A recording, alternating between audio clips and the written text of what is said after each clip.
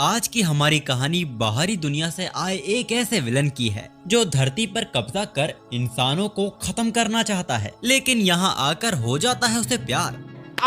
मेरी जान। तो आखिर कौन है उसका प्यार और क्या वो सच में धरती पर कब्जा कर भी पाएगा? बिना वीडियो देखे मैं भी नहीं बता पाऊंगा यार, लेकिन वीडियो को शुरू किया तो तुम भूल जाओगे करना लाइक और सब्सक्राइब। ऐसा मत करो मेरी जान। और जान, इंस्टा वाले प्लेटफॉर्म पर भी हमें फॉलो जरूर कर लेना, जिसकी लिंक आपको होम पे जरूर मिल जाएगी। तो आज हमारी दुनिया में बाहरी दुनिया से कोई ताकत हमारी धरती पर आई है। ये है एविल लीग का हाई रैंक ऑफिसर वारू मानू, जिसका काम धरती से इंसानियत को पूरी तरह खत्म करके धरती को उनका होम टाउन बनाना है। लेकिन आज उसकी छुट्टी है और वो यहाँ जू में पांडास को देखकर एंजॉय करने आया है। वो आज अपने डे ऑफ को अच्छा खाना खाकर और अपनी आंखें सेक कर एंजॉय करने वाला है, यानी पांडा को खाता देखकर। वो पांडा की कंटिन्यूअसली मल्टीपल पिक्चर्स लिए जा रहा था। पांडा के पैर का पंजा हिलना भी उसके लिए एक स्पेशल मोमेंट था और आखिर उसने फैसला ले ही लिया कि जब वो धरती से पूरी तरह ह्यूमैनिटी को खत्म कर देगा तब वो पांडास की तादाद को और बढ़ने देगा। लेकिन अभी उसके लिए सबसे जरूरी उसका उसके काम से दूर भागना है और उसने सब कुछ पहले ही प्लान कर लिया है। जैसे अगर उसकी किस्मत खराब रही और वो टाउन में अपने ही कोवर्कर से टकरा जाता है तो वो वहां से एक शूटिंग स्टार की तरह गायब हो जाएगा। लेकिन फिर भी अगर वो उसे देख लेता है तब वो उसके सामने ऐसे प्रिटेंड करेगा जैसे उसे उसकी बात कुछ समझ ही नहीं आ रही, जिससे उसको यकीन हो जाएगा कि जिसको उसने देखा वो नहीं था जिसको उसने देखा था। लेकिन उसे रेंजर्स का भी ख्याल रखना होगा जो उसके हर काम में टांग अड़ाते हैं। वारू खुद उनसे लड़ चुका है तो वो जानता है कि वो कितने ताकतवर हैं। इसीलिए वो बिल्कुल नहीं चाहेगा कि आज उसकी मुलाकात उन पांचों में से किसी से भी हो जाए। तभी एक हाथ उसके कंधे पर आता है। वो लड़का जानता था कि वारू एविल लीग से है, क्योंकि उसकी बॉडी से निकल रही डार्क कॉस्मिक एनर्जी वो महसूस कर पा रहा था। वो रेड रेंजर था जो यहाँ पेट्रोलिंग कर रहा था। वो वारू को उसके असली रूप में आने को कहता है और तुरंत उसको उसके साथ लड़ने को कहता है। वारू बहुत ही गुस्से में आ गया था। वो अपना हाथ रेड रेंजर की तरफ कर देता है और उसे रुकने को कहता है। रेड रेंजर कंफ्यूज हो गया था। वो कहता है कि आसपास कितने क्यूट पांडास हैं, उनकी लड़ाई की वजह से वो डर जाएंगे। रेड रेंजर को भी पांडास पसंद हैं।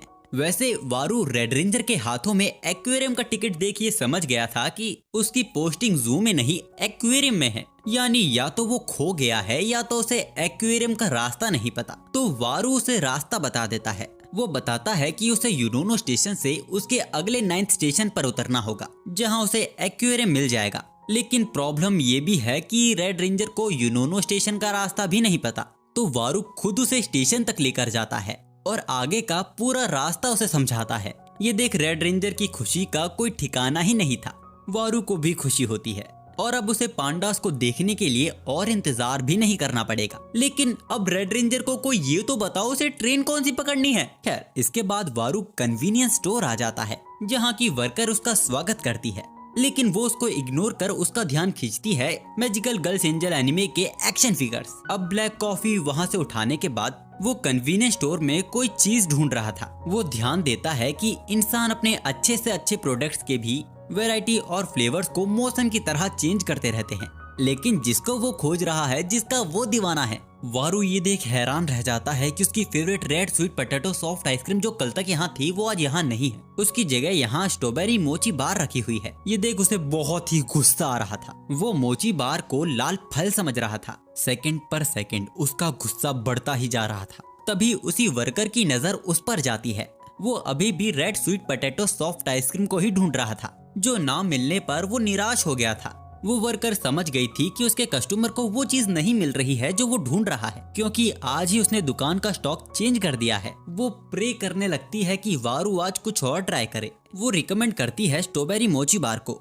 हम देखते हैं कि वारू ने भी डिसाइड कर लिया है कि वो आज स्ट्रॉबेरी मोची बार ही खाएगा। लेकिन अगर उसे उसका स्वाद बेकार लगा तो वो इंसानों को जहन्नुम की सैर करा देगा। वो काउंटर पे ब्लैक कॉफी और मोची बार की बिलिंग करवा लेता है। ये देख वो लड़की मोची बार की तारीफ करने लगती है, लेकिन वारू को उसकी बकवास कुछ समझ ही नहीं आ रही थी। तो वो लड़की माफी मांगते हुए कहती है कि उसको भी आइसक्रीम पसंद है, लेकिन खरीदने में वो उसकी मदद नहीं कर सकती। पर उसे हर वो आइसक्रीम ट्राई करनी चाहिए जो वो रिकमेंड करती है, क्योंकि गर्म कमरे में विंटर आइसक्रीम को कोई टक्कर नहीं दे सकता। इसी तरह उसके ज्यादा बोलने से वहाँ ऑकवर्ड साइलेंस बन जाता है, जिसके लिए वो फिर उससे माफी मांगती है। पर वारू ये कहकर वहाँ से चला जाता है कि अगली बार वो उसकी रिकमेंड आइसक्रीम को भी ट्राई करेगा। इसके बाद वारू एसी से अपने रूम को गर्म कर लेता है। आज से पहले वारू हमेशा आइसक्रीम ठंडे कमरे में ही खाया करता था, इस डर से कि कहीं आइसक्रीम पिघल ना जाए।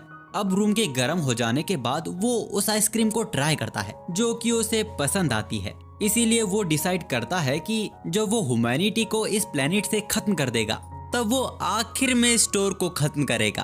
अब उसी कन्वीनियंस स्टोर पर हम रेड रेंजर को देखते हैं, जो यहाँ 3 रेंजर्स कोलैबोरेशन मीट बंस और पिज्जा बंस लेने आया है। वो लड़की समझ जाती है कि ये रेड रेंजर है। तभी रेड अपने मोबाइल में मैप खोलकर किसी जगह का रास्ता उस लड़की से पूछता है। वो लड़की देखती है कि ये एड्रेस तो पड़ोस का ही है, जिसके बाद वहाँ फिर से ऑकवर्ड सिचुएशन क्रिएट हो जाती है। अब इसके बाद सीधा सीन जाता है वारू की अगली छुट्टी वाले दिन पर, जहाँ वारू आधी अधूरी नींद के साथ फ्रेश होकर अपनी दिन की शुरुआत करता है। जिसके बाद आज वो अपने गंदे कपड़े भी धोएगा, लेकिन उससे पहले वो अंडे और दूध से सुबह का नाश्ता बना लेता है। वारू अपने आप पर प्राउड फील कर रहा था, क्योंकि वो इतना इविल मास्टरमाइंड बंदा है कि वो अच्छे से जानता है लोगों को उससे सीखना चाहिए कि छुट्टी वाले दिन को कैसे बिताया जाता है। वैसे उन कुछ वक्तों में जो धरती पर उसने बिताए हैं, उसने ऑब्जर्व किया कि इस प्लेनेट पर ऐसे भी क्रिएचर्स हैं जो उनके प्लेनेट पर नहीं पाए जाते।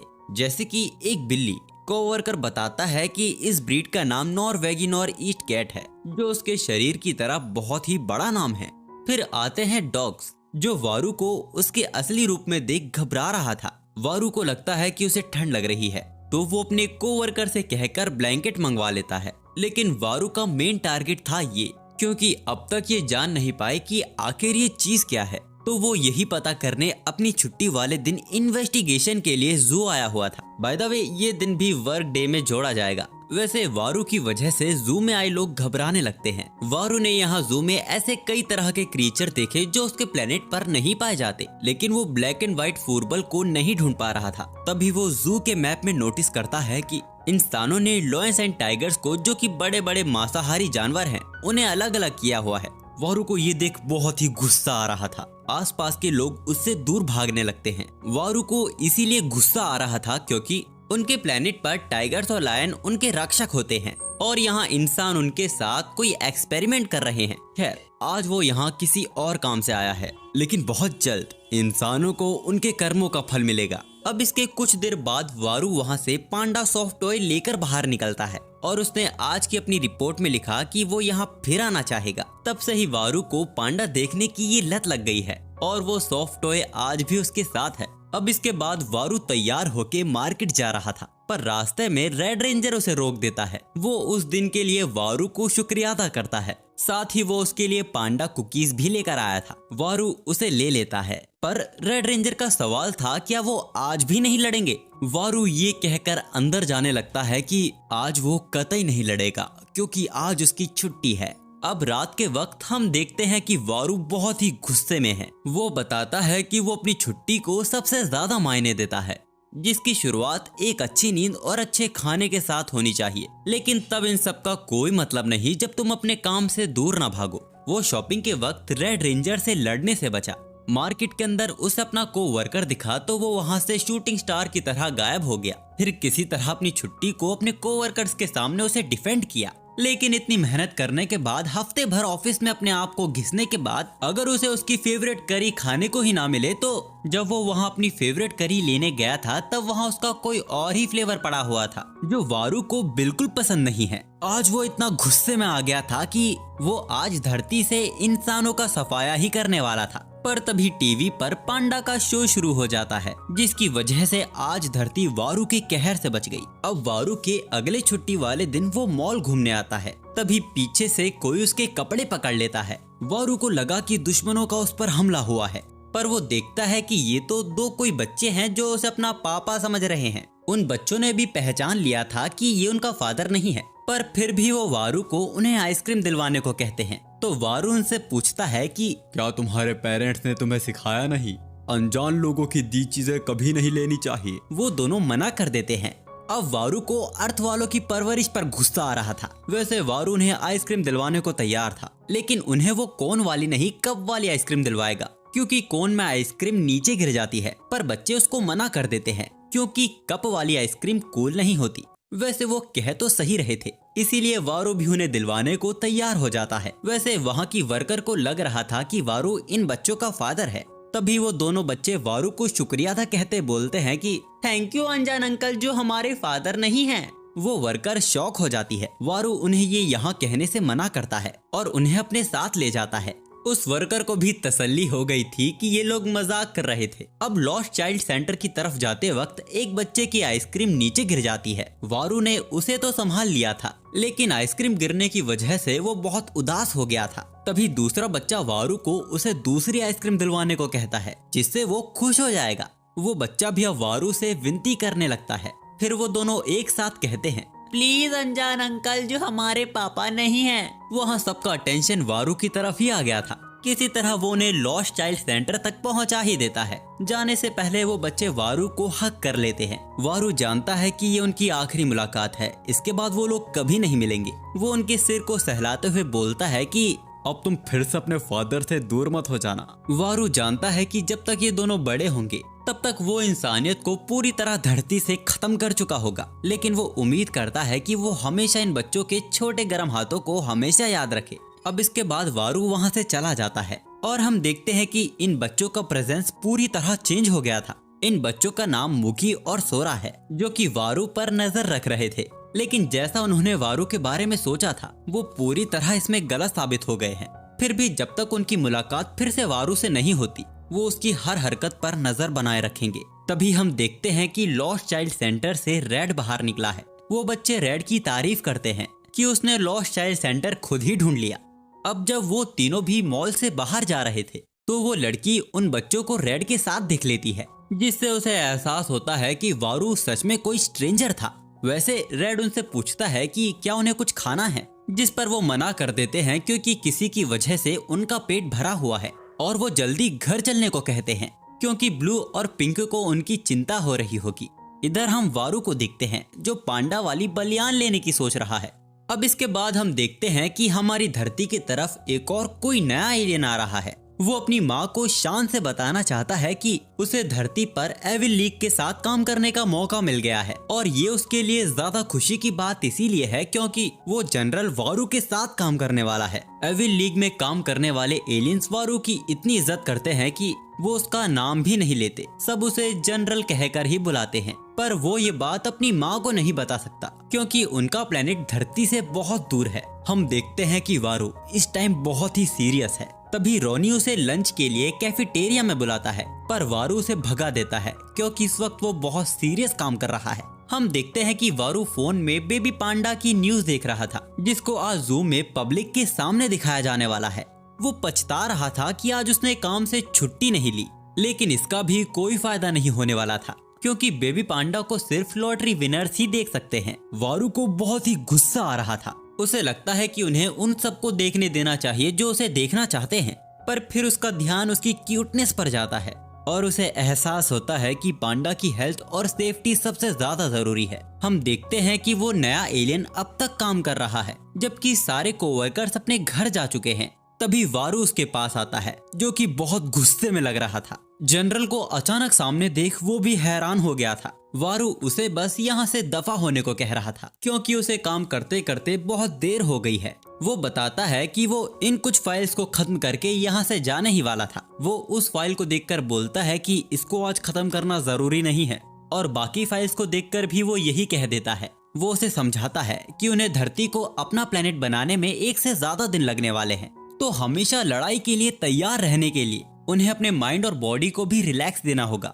वारू वर्कशीट को उसके सर पे मार के उससे कहता है कि कल की उसकी छुट्टी है, तो जितना हो सके इसका उतना फायदा उठाना, और ये कहकर वो वहाँ से चला जाता है। छोटू को अब तक यकीन नहीं हो रहा था कि अभी जनरल ने उससे बात की। वैसे वो नहीं जानता कि छुट्टी के दिन को कैसे बिताया जाता है। वो इसके बारे में ऑनलाइन सर्च करने लगता है। तभी उसे यूनोनो जू के बारे में पता चलता है। अब इसके एक दिन बाद वो छोटू वारू के पास वापस आता है और वो उसे बताता है कि वो जू गया था, पांडा देखने के लिए, जिसका आइडिया उसे वारू की रिपोर्ट से ही मिला था और वो वहाँ से वारू के लिए पांडा कुकीज भी लेकर आया है। पर ऐसा लग रहा था कि वारू को ये पसंद नहीं आया। वो बहुत डर गया था। बट वारू उसके तोहफे की तारीफ करता है, जिसको देखकर छोटू भी वहाँ से तुरंत निकल जाता है। अब बाहर आते ही वो शर्म से पूरा पिघल गया था। वो अपनी माँ से वादा करता है कि वो जनरल के अंडर अपनी पूरी मेहनत करेगा।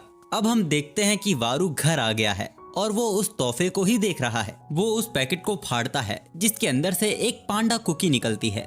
ये देख वारू को बहुत ही गुस्सा आ गया था, क्योंकि वो कैंडी इतनी क्यूट है कि वो इसे खा ही नहीं सकता। अब एक और दिन जब वारू थक हार कर अपने काम से वापस लौटता है, तब वो इतना थक चुका था कि वो हॉल में ही फैल जाता है। उसे एक पेट पांडा चाहिए था, ताकि जब वो थक हार कर अपने काम से वापस लौटे तब पांडा को अपने सामने पाकर उसका मूड तरोताजा हो जाए। लेकिन ये तो बस उसकी इमेजिनेशन थी। वैसे वारू यहाँ सोचता है कि पांडा को पेट रखना उनके साथ जागती नहीं हो जाएगी। जब वो ह्यूमैनिटी को धरती से पूरी तरह खत्म कर देंगे, तब वो पांडा की पॉपुलेशन को और बढ़ने देंगे। तब वो लोग क्या दोस्त की तरह नहीं रहेंगे? यहाँ वारू इतना थक चुका है कि उसे खुद नहीं पता कि वो क्या सोच रहा है। अगर वो लोग दोस्त की तरह रहेंगे तो वारू उनके साथ गेम खेला करेगा, उनके साथ चेरी ब्लॉसम देखने जाएगा, अपनी प्रॉब्लम्स को उनके साथ शेयर करेगा और उनसे भी उनकी लाइफ प्रॉब्लम्स के बारे में पूछेगा। वो लोग पार्टी करेंगे, ट्रिप पर जाएंगे।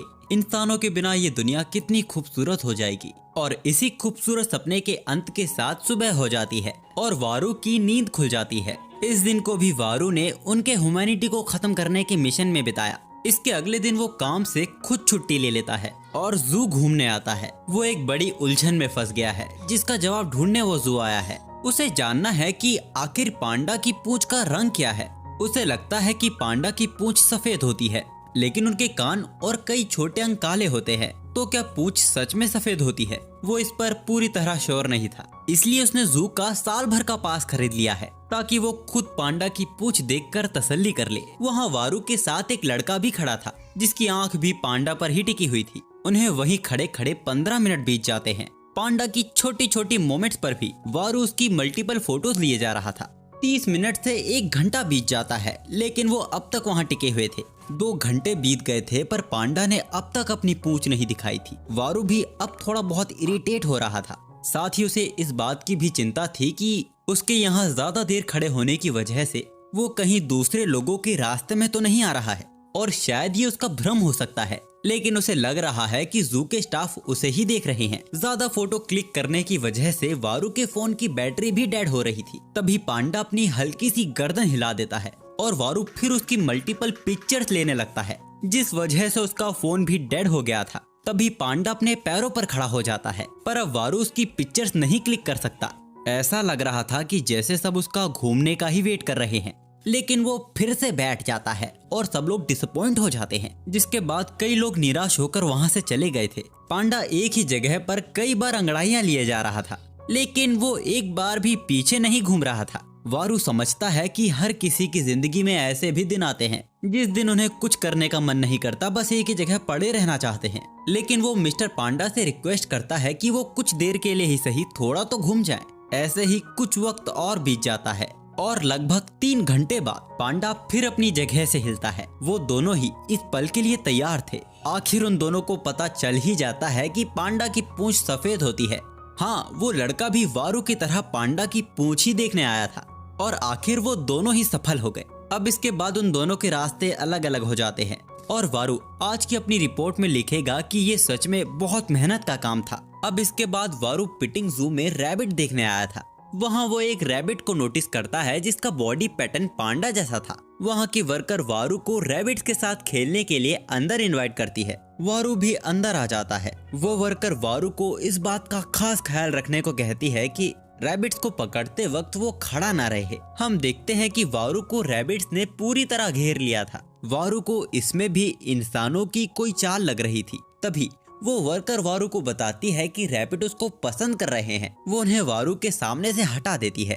इस बीच हम उस लड़के को वापस से देखते हैं। खैर, वो वर्कर वारू से रैबिट्स को सहलाने को कहती है। पर वारू वहाँ बैठकर बस उन्हें घूरे ही जा रहा था। तभी वो लड़का वारू को दिखाता है कि रैबिट्स को कैसे सहलाया जाता है। उनके बैक और फर पर रब करने से उन्हें अच्छा महसूस होता है और जब उन्हें इसकी आदत होने लगी तब उनके गाल और सर पर रब करने से उन्हें और भी अच्छा लगता है। वारू ने पहचान लिया था कि ये वही लड़का है जो उसकी तरह पांडा की पूंछ देखने आया था। वो उस लड़के से पूछता है कि क्या वो जूलॉजिस्ट है, जिस पर वो मना कर देता है। आखिर अभी वो बच्चा ही है, लेकिन उसे बड़े होकर एनिमल डॉक्टर बनना है। पर उसकी माँ को भरोसा नहीं कि वो ये कभी कर भी पाएगा, तो वारू उसे डॉक्टर कहकर पुकारता है और उसे ये फिर से एक्सप्लेन करने को कहता है कि रैबिट्स को कैसे सहलाया जाता है। ये सुन वो बच्चा हैरान हो गया था, पर वारू इसके बारे में सच में सीखना चाहता था क्योंकि वो इन सब के बारे में कुछ भी नहीं जानता। वो लड़का उसे सिखाने को खुशी खुशी तैयार हो जाता है। अब इसके कुछ देर बाद हम देखते हैं कि वारू रैबिट्स को सहलाना अच्छे से सीख गया है, जिसमें उन दोनों को ही बहुत मजा आ रहा है। वारू को यकीन हो चुका था कि धरती पर इससे सेटिस्फाइंग चीज और कुछ भी नहीं है। तभी उन दोनों को एक साथ ख्याल आता है कि फिर तो पांडास भी इतने सॉफ्ट होंगे। ये बात दोनों ने ही एक साथ बोली थी। वो दोनों फिर से हाई फाई करते हैं। अब बहुत देर हो चुकी थी, इसीलिए उन दोनों को अलग होना पड़ता है। वारू सोच रहा था कि जब पांडास की तादाद बढ़ जाएगी तब क्या वो एक दूसरे को टच कर पाएंगे। जब वो वक्त आएगा और वो लड़का भी अगर एनिमल डॉक्टर बन गया होगा, नहीं, ह्यूमैनिटी को इरेज होना होगा।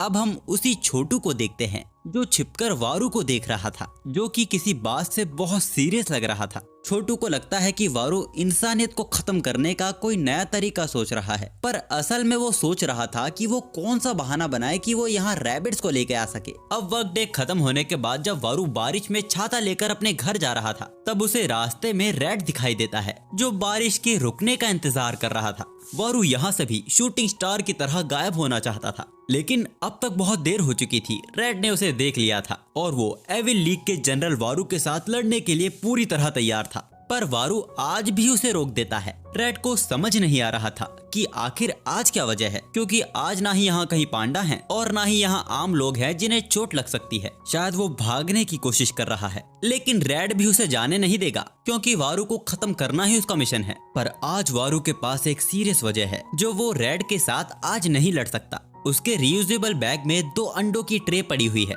आजकल उसे हॉट स्प्रिंग एग बहुत पसंद आने लगे हैं।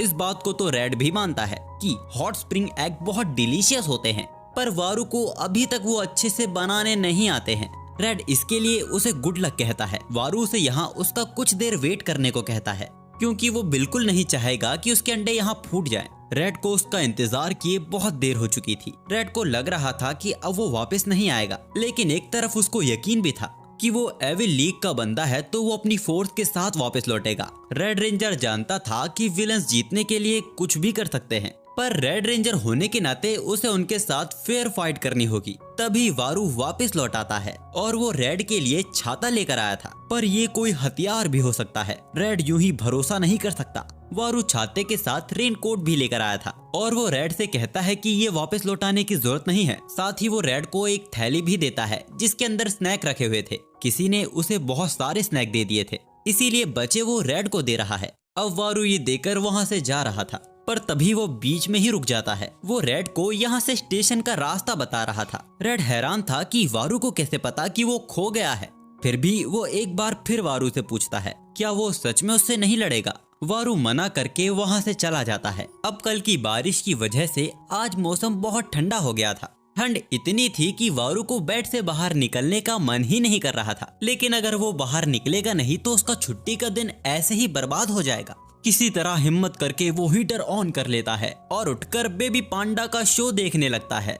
तभी रोनी का कॉल उसे डिस्टर्ब कर देता है। रोनी वही कोवर्कर है जो वारू को तंग करता रहता है। वारू को बहुत ही गुस्सा आ रहा था। वो उसका कॉल कट कर देता है, लेकिन रोनी फिर कॉल करने लगता है। वारू फिर काट देता है। रोनी फिर कॉल करता है, वारू काट देता है। रोनी फिर से कॉल करता है, वारू फिर से काट देता है, लेकिन आखिर में कॉल उसको उसका उठाना ही पड़ जाता है। वारू उसे याद दिलाता है कि उसने उससे कहा था कि उसके छुट्टी वाले दिन वो उसे परेशान ना करे। रोनी कहता है कि उसे अच्छे से याद है, पर न जाने क्यों वो वारू की शक्ल नहीं देख पा रहा था। या तो ये खराब हो गया है, वरना वारू ये जानबूझ के कर रहा है। और रोनी को यकीन है कि इसके पीछे कोई बड़ा पर्पस ही होगा। वारू कहता है कि अगर उसने 2 सेकंड में कोई जरूरी बात नहीं की तो कॉल कट हो जाएगा। रोनी हड़बड़ा जाता है। असल में रोनी ने वारू पर कॉल अर्थ मॉन्स्टर के बारे में उसको बताने के लिए किया था, तो वारू उसको उसकी बात खत्म करने के लिए 5 मिनट देता है। उसने उस मॉन्स्टर के बारे में कई बातें सुनी है कि वो ज्यादातर सर्दियों में दिखाई देते हैं और इंसानों के घर पर कब्जा कर लेते हैं। वो इतना ताकतवर है कि वो इंसानों को फंसाकर अपने पेट में कैद कर लेता है। अगर ये इंसानों को खा लेता है फिर तो ये उनके लिए ही अच्छा है, ऐसा वारू का सोचना था। रोनी ने भी यही सोचा था कि वो उन्हें अपनी आर्मी में यूज कर सकते हैं, लेकिन उसका ये प्लान उस पर ही भारी पड़ गया। वो मॉन्स्टर उसे उसकी कमर के नीचे के हिस्से को खा चुका है। वारू ये सुन हैरान रह जाता है, उसे यकीन ही नहीं हो रहा था। वो रोनी से पूछता है कि अभी वो कहाँ है। रोनी उसे बताता है कि वो कंट्रोल रूम में है, यानी वो मॉन्स्टर उनके हेडक्वार्टर पर भी कब्जा कर चुका है। वारू उसे पूरी बात बताने को कहता है और वहां निकलने के लिए तैयार हो जाता है। रोनी बहुत डरा हुआ था। वारू कहता है कि उसके आने तक वो अपने आप को किसी तरह संभाले रखे। रोनी उसे कुछ मरेडियन ऑरेंज लाने को भी कहता है। वही एक चीज है जो उस मॉन्स्टर को रोक सकती है, लेकिन रोनी वो लेकर आना भूल गया था। वारू रोनी का प्लान समझ जाता है कि वो उस मॉन्स्टर की फेवरेट चीज से उसे भटकाने वाले हैं, और चिंता की भी कोई बात नहीं थी क्योंकि वारू के पास ऑरेंज का पूरा डब्बा भर के रखा हुआ है। हमें पता चलता है जब वारू मरेडियन ऑरेंज खरीदने मार्केट गया हुआ था तब उसे वहाँ एक आंटी मिली थी जो उसे बताती हैं कि मरेडियन ऑरेंज खाने का कोई वक्त नहीं होता, इसीलिए अक्सर वो घर में जल्दी खत्म हो जाते हैं। इसीलिए जब वो मरेडियन ऑरेंज खरीदने आती हैं तब वो पूरा डब्बा ही खरीद लेती हैं। वारू पूरे डब्बे को लेकर बालकनी से ही कूद जाता है और शायद उड़ते हुए विलन्स के हेडक्वार्टर पहुंच गया था। वारू दरवाजा तोड़कर अंदर घुस जाता है, जहां वो देखता है कि रोनी तो आराम से बैठा हुआ है। वारू को सामने देखकर रोनी रोना शुरू कर देता है और उसको वो विंटर टाइम मॉन्स्टर से उसे बचाने को कहता है। वो जैसे ही कंबल से बाहर निकल रहा है उसे ठंड लगना शुरू हो जाती है, जिस वजह से वो बाथरूम भी नहीं जा पा रहा। वारू ह्यूमन कल्चर के बारे में बहुत जानता है, तो रोनी को यकीन है कि इससे बचने का रास्ता वारू को जरूर पता होगा। वारू रोनी के करीब आता है और उसके सिर पर जोरदार घूंसा धर देता है। इसके बाद वो दोनों बैठकर संतरे खाते हैं। वारू उसे मुंह से ज्यादा हाथ चलाने को कहता है। अब इसके बाद जब वारू रात में अपने घर वापस लौट रहा था तभी उसकी नजर एक कपल पर जाती है। उस लड़की के हाथ में एक क्यूट पांडा बन था जो वो अपने बॉयफ्रेंड को दिखा रही थी। हमें पता चलता है कि ये लिमिटेड एडिशन पांडा बन है जो कि हाल ही में कन्वीनियंस स्टोर पर आया है। इस चीज को वारू नोट कर लेता है। इस बन के अंदर मीट भरा हुआ है और वो दोनों पहले ही बहुत मीट खा चुके हैं, पर इसमें वो कुछ कर भी नहीं सकते क्योंकि सीजन ही चाइनीज बन का चल रहा है। इसीलिए वो लड़की क्यूट पांडा बन के 2 हिस्से कर देती है वारू के सामने और आधा अपने बॉयफ्रेंड को दे देती है। वारू को बहुत ही गुस्सा आ रहा था। अब इसके बाद वो सीधा कन्वीनियंस स्टोर जाता है। वो लेने तो पांडा बनाया था और उसे ही घूरे जा रहा था, लेकिन अब तक वो सदमे को भूल नहीं पाया था। तभी वो लड़की भी आ जाती है और वारू को पांडा बन के बारे में बताती है जो उनके लिमिटेड एडिशन में पूरे महीने के लिए उनकी शॉप पर है। वो बताती है कि इस बन के अंदर मीट भरा हुआ है और ये बाकी रेगुलर बन से ज्यादा जूसी है, जो कि वो उसे रिकमेंड करती है। पर ये बहुत क्यूट भी है तो मुझे इसे खाने में थोड़ा एम्बैरेसिंग लगता है और मुझे ये करने में थोड़ा दुख भी होता है। तभी उस लड़की को रियलाइज होता है कि वो आज फिर से बहुत ज्यादा बोल रही है। वो वारू से माफी मांगती है और वारू भी समझ चुका था कि उसे पांडा बन खाने के लिए अपने आप को पहले तैयार करना होगा। अगले दिन वो फिर दुकान पर आता है। वो लड़की वारू की परेशानी देखकर उसे आज रेगुलर बन रिकमेंड करती है। वारू थोड़ी देर सोचता है और ऐसे ही दुकान से बाहर आ जाता है। उसने वो बन खरीद लिया था जिसको वो खाता है और शौक हो जाता है। अगले दिन वो फिर वापस आता है और आज वो उस दुकान से पिज्जा बन खरीदता है। इसके अगले दिन वो फिर से वापस आता है और आज स्वीट और पेस्ट बन खरीदता है और ऐसे ही कई दिनों तक वो वहाँ से अलग अलग बन खरीदता रहता है और इसी तरह कुछ और दिन बीत जाते हैं और आखिर वो दिन आ गया था जब वारू उस पांडा बन को ट्राई करने वाला था।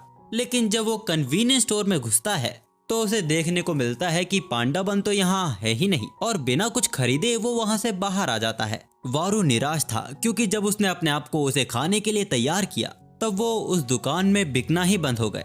अब वारू के अगले छुट्टी वाले दिन वो सुपरमार्केट आया हुआ था और वहाँ वो चाइनीज मीट बन देख लेता है, जिसके बाद उसे रियलाइज होता है कि कन्वीनियंस स्टोर के अलावा भी कई जगह मीट बन मिलते हैं। वो डरावने तरीके से मुस्कुराता है। आखिर वो जान चुका है कि उसे कल ब्रेकफास्ट में क्या खाना है। अब अगले दिन सुबह उठते ही वारू चाइनीज बन के लिए बहुत एक्साइटेड था। वो उसे पैकेजिंग से बाहर निकालता है और पिन्नी से टाइटली सील करके 1 मिनट के लिए वो उसे ओवन में रख देता है। अब जैसे ही वो उसे 1 मिनट बाद बाहर निकालता है, वो टायर जैसा पंचर हो चुका था। वारू को तो ये देख सदमा ही आ गया था, मानो उसे मौत आ गई हो। बट एटलीस्ट उसका स्वाद अभी भी पहले जैसा ही था। और इसी वक्त हम रेड को भी देखते हैं, जिसका भी चाइनीज बन फ्लैट हो गया था। ऐसा इसीलिए हुआ क्योंकि इन्होंने बन को टाइटली सील कर दिया था, जिसकी वजह से अंदर वैक्यूम बन गया और चाइनीज बन फ्लैट हो गया। अब वो दोनों रेड को ये कहकर चिढ़ाने लगते हैं कि वो बन भी यही चाहता होगा कि हम उसे उसकी ओरिजिनल फॉर्म में खाते, लेकिन बेचारे की इच्छा पूरी ना हो सकी और उसका उन्हें दुख भी है।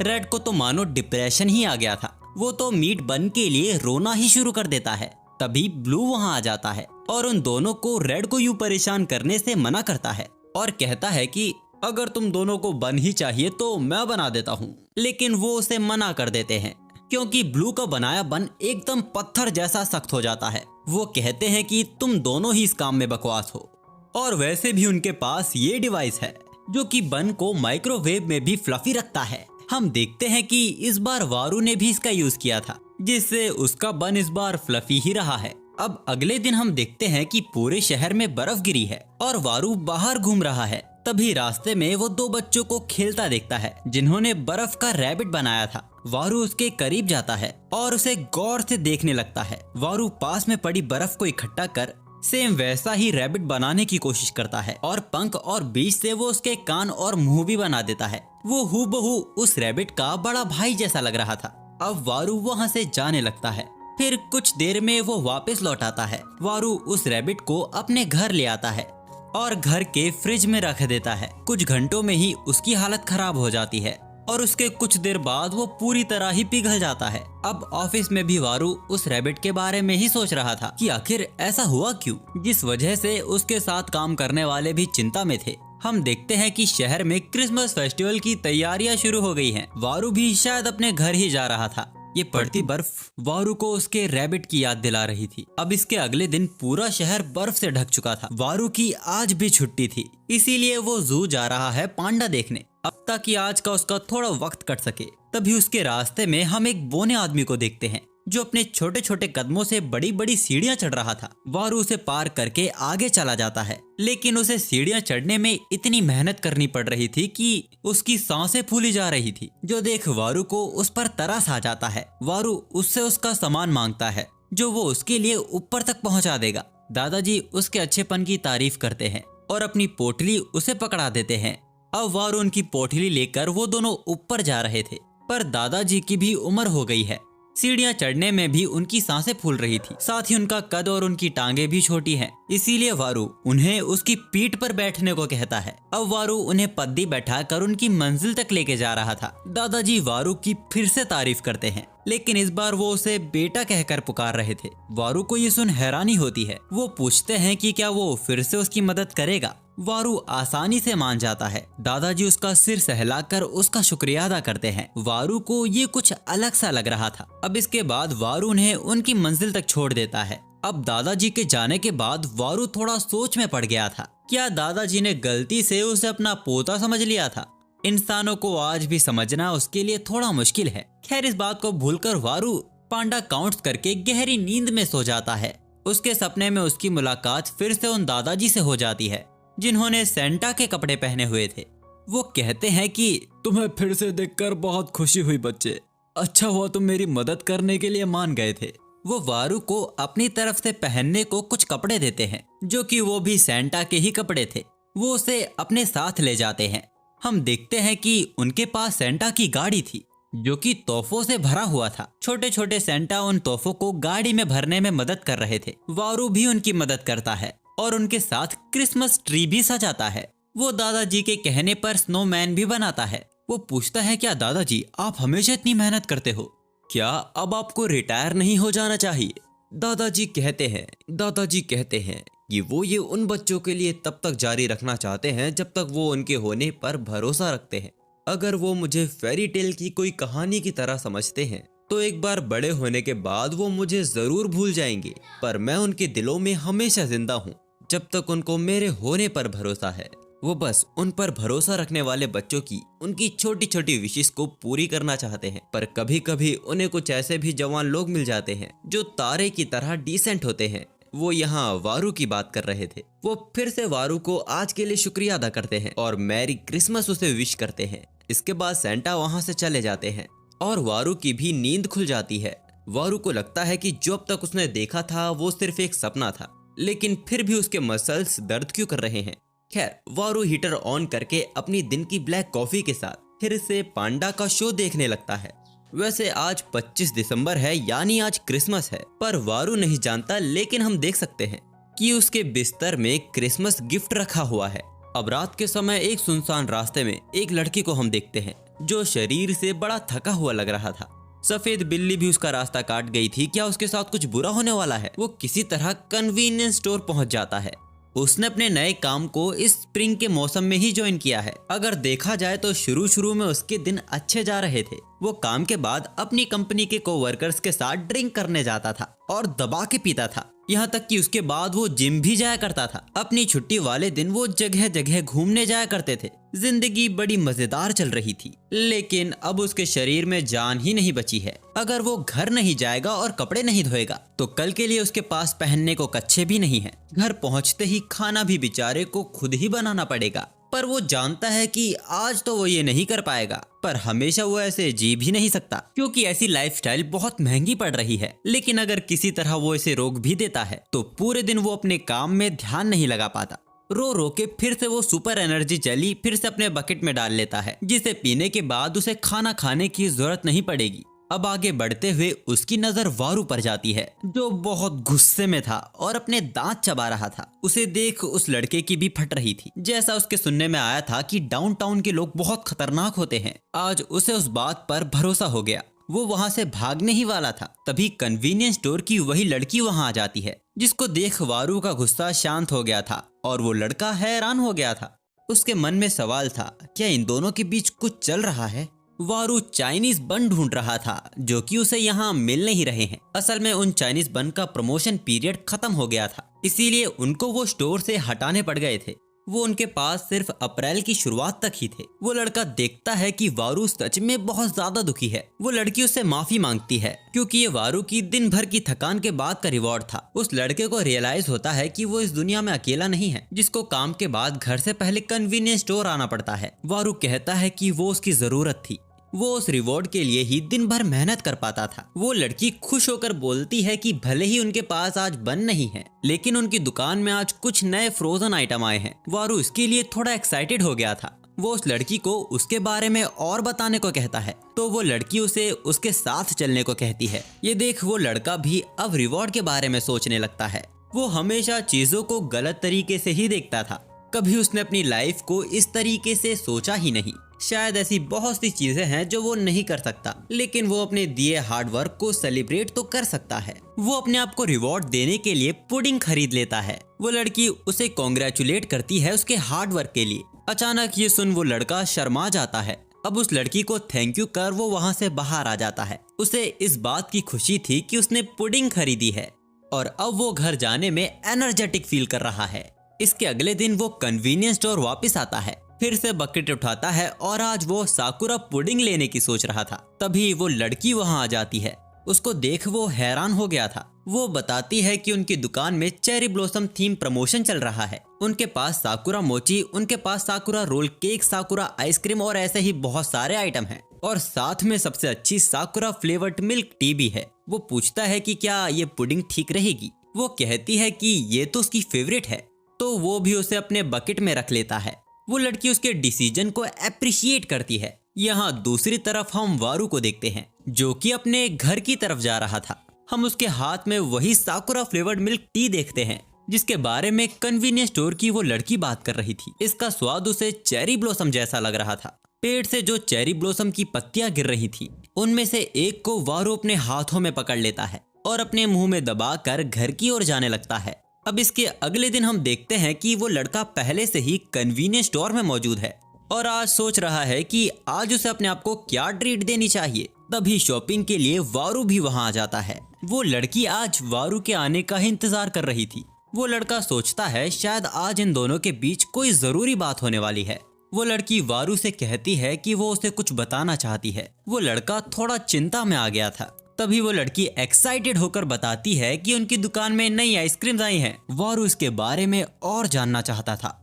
वो लड़का तो अब तक समझ नहीं पाया कि आखिर यहाँ चल क्या रहा है। खैर, वो लड़की वारू को फिर से अपने साथ ले जाती है। अब वो लड़का भी जिस काम के लिए वो यहाँ आया था उसमें ध्यान देने लगता है। यहाँ हम उस लड़की को देखते हैं जो वारू को उनकी नई फ्लेवर आइसक्रीम दिखा रही थी, जो कि वो उसे डेफिनेटली रिकमेंड करती है क्योंकि ये बहुत ही सॉफ्ट और पूरी तरह फल से बना हुआ है। और उनके पास इसमें दो फ्लेवर हैं। पहला स्ट्रॉबेरी अदुकोकी और दूसरा बनाना मोलासिस की नाको। वैसे तो ये दोनों ही बहुत स्वादिष्ट हैं, लेकिन उनमें से जो उसे सबसे ज्यादा पसंद है, वारू को भी ये दोनों ही टेस्टी लग रहे थे। वो लड़का भी इनकी बातों से अपना ध्यान हटा ही नहीं पा रहा था। वो भी आइसक्रीम्स के बारे में ही सोचने लगता है। अब कुछ देर सोचने के बाद वारू डिसाइड करता है कि वो स्ट्रॉबेरी एडजोकी लेगा और सेम टाइम पे वो लड़की बनाना मोलासिस किनोकी बोलती है। लड़के को ये सब बहुत ही अजीब लग रहा था। उस लड़की का मुंह खुला का खुला ही रह जाता है। फिर अचानक से वो उससे माफी मांगने लगती है क्योंकि वो जानती थी कि वारू स्ट्रॉबेरी ही चुनेगा। फिर भी वो अपने आप को रोक नहीं पाई थी। वो लड़का सोच रहा था कि अब वारू बहुत ही गुस्सा होने वाला है, लेकिन इसका उल्टा वारू और भी एक्साइटेड हो गया था क्योंकि उस लड़की की रिकमेंडेशन हमेशा उसका पैसा वसूल करवा देती है। इसीलिए वो डिसाइड करता है कि वो दोनों फ्लेवर खरीदेगा। वो लड़की कहती है कि ये तो अच्छी बात है, लेकिन उसकी बातों से उसे दो खरीदने पे मजबूर करना नहीं था। वारू उसे शांत होने को कहता है। वैसे भी अगर वो आज नहीं तो किसी दिन तो वो इस फ्लेवर को भी ट्राई करने वाला था। इसीलिए वो उससे जल्दी से इनकी बिलिंग करने को कहता है, जिसके बाद वो दोनों काउंटर पर चले जाते हैं। अब उनके जाने के बाद वो लड़का भी आइसक्रीम्स को देखने लगता है और सोचता है कि आज की ट्रीट के लिए उसे भी आइसक्रीम ही खरीद लेनी चाहिए, लेकिन कौन सी, स्ट्रॉबेरी या फिर बनाना। वो भी इसमें कंफ्यूज हो रहा था। जब तक वारू अपना सामान लेकर कन्वीनियंस स्टोर के बाहर आ जाता है, तब तक उसने भी डिसाइड कर लिया था। वो भी दोनों ही आइसक्रीम खरीद लेता है। अब वारू घर जाते वक्त सोच रहा था कि आज उसे आखिर कौन सी पहले ट्राई करनी चाहिए। बहुत दिनों बाद उसे काम से कल छुट्टी मिली है, तो कल आराम से वो सोचेगा कि वो कौन सी पहले खाएगा। पर इन सब के बीच आप ये मत भूल जाना कि वारू है कौन। वो एविल लीग आर्मी का जनरल है, जिसका मकसद धरती पर कब्जा करके उसे अपना होम टाउन बनाना है, यानी वो हम जैसों का सफाया कर देगा। लेकिन डरने की बात नहीं है क्योंकि आज उसकी छुट्टी है।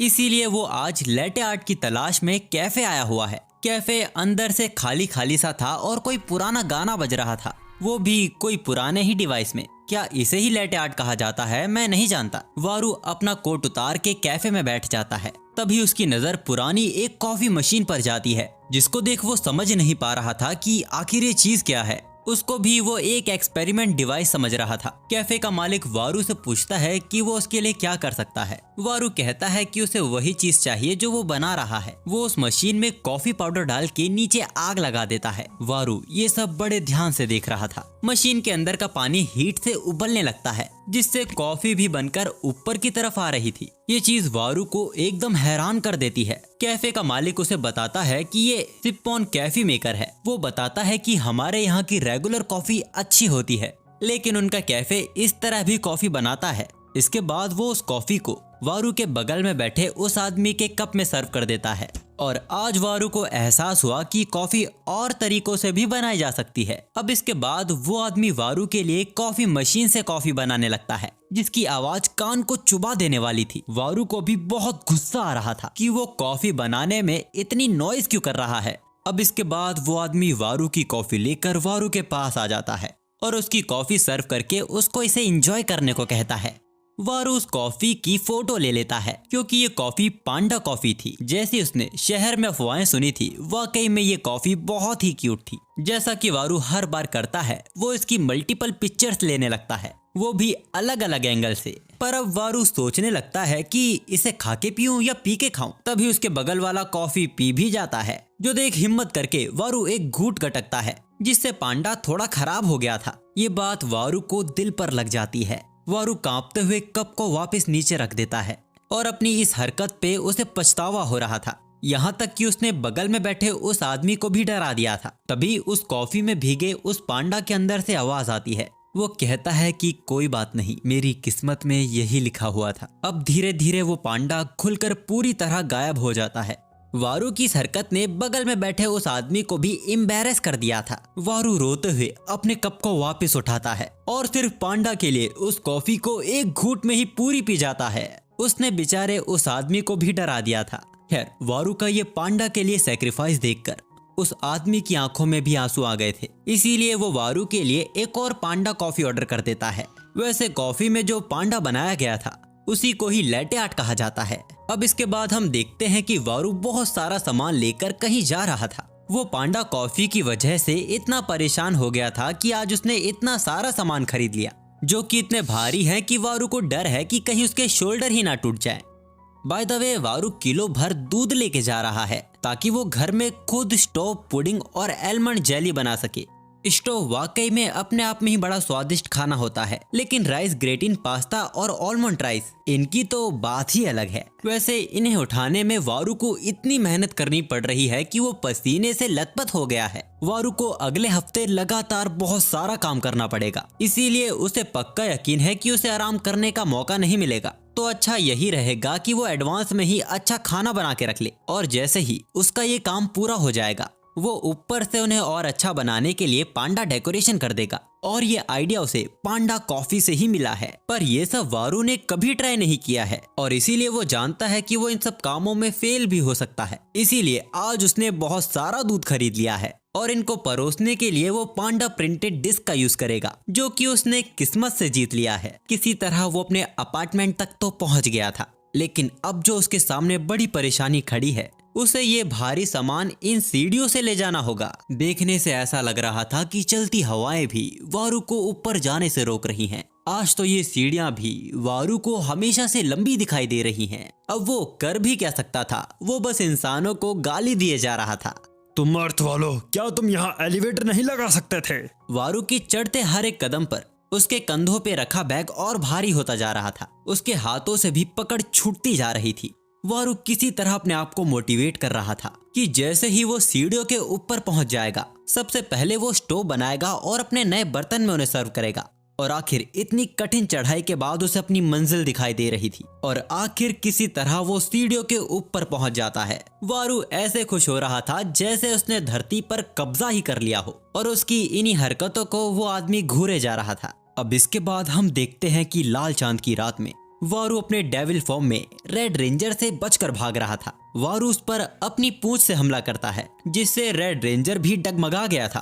अब उन दोनों में फिर से एक टकराव होता है, जिससे धरती भी फटने लगी थी। रेड रेंजर वारू पर मल्टीपल पंचेस की बारिश कर देता है, जिसको वारू इजीली डॉज कर पा रहा था। पर ये लड़ाई पिछले हफ्ते की है और आज वारू की छुट्टी है, इसीलिए वारू आज यहाँ चेरी ब्लॉसम देखने आया है, जिसे न जाने क्यों अर्थ वाले इतना पसंद करते हैं। लेकिन वारू की आज किस्मत ही खराब थी, क्योंकि चेरी ब्लॉसम का सीजन जा चुका है। वारू ने चेरी ब्लॉसम देखने के लिए बहुत मेहनत की थी, यहाँ तक कि उसे बड़ी प्रॉब्लम हुई थी इस तरह लंच पैक करने में, और लंच का आइडिया भी उसे टीवी से ही मिला था। वारू देखता है कि उस पेड़ के नीचे एक खूबसूरत छोटी बच्ची थी, जो कि गिरे हुए चेरी ब्लॉसम के पत्तों को इकट्ठा कर रही थी। अचानक वो लड़की वारू को घूरने लगती है और बस घूरती ही जाती है। वो लड़की पत्ते छोड़कर वारू का लंच पकड़ लेती है और उसे छीनकर उसका लंच खाने लगती है। वारू से पूछता है कि क्या तुम्हारी फैमिली ने तुम्हें कभी सिखाया नहीं कि अनजान लोगों की दी चीज कभी नहीं खानी चाहिए? वो लड़की सर हिलाकर कहती है कि सिखाया है। तो वो पूछता है कि क्या उसे बहुत भूख लग रही थी? वो सिर हिलाकर फिर से हाँ में जवाब देती है।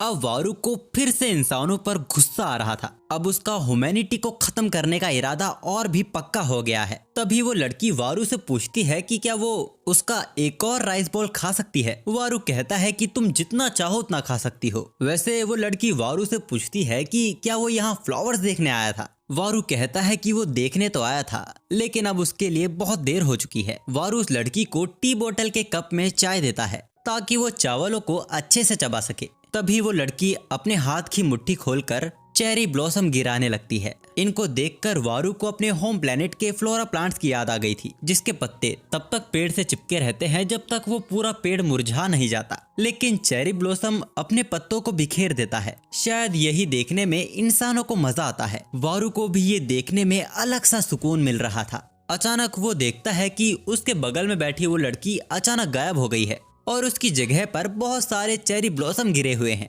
वारू को लगता है कि वो अपने घर चली गई है। इसके बाद वारू कई दिनों तक लंच लेकर यहाँ वापस आया, इस उम्मीद में कि वो लड़की उसे वापस दिखाई देगी, लेकिन उस दिन के बाद से ही वो उसे कभी नहीं मिली। लेकिन वारू को यकीन है कि अगली साल जब चेरी ब्लॉसम वापस आएगा तो वो लड़की उसे वापस दिखाई देगी।